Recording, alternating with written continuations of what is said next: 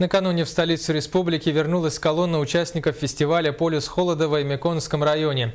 Меньше чем за неделю группа проделала путь почти в 2000 километров из Якутска до Тамтора и обратно. Для обеспечения безопасности транспорт с гостями и организаторами фестиваля сопровождали спасатели Якутии. Репортаж Афанасия Николаева.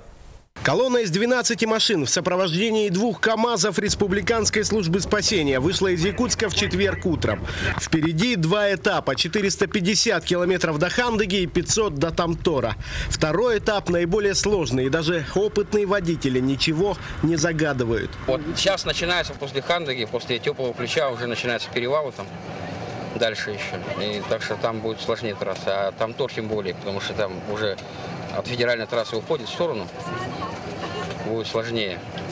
Накатанная трасса Черючерапчу, Тату и Тампонский район до теплого ключа прошла без никаких сюрпризов. Дальше самое интересное. На 550-м километре трассы спасатели оказали помощь дальнобойщикам из Алдана.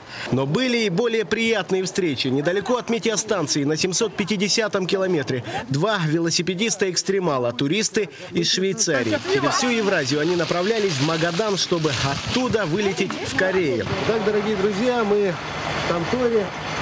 Добрались сюда буквально только что. И действительно, Аймякон доказывает свой статус полюса холода. И то, что здесь присутствует даже Дед Мороз, по сути оправдано. Потому что встречает он нас капитальными минус 40.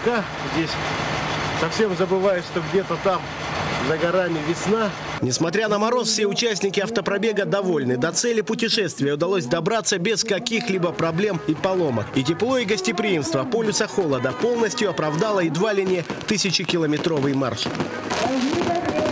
Афанасий Николаев, НВК «Саха», Якутск, Тамтор.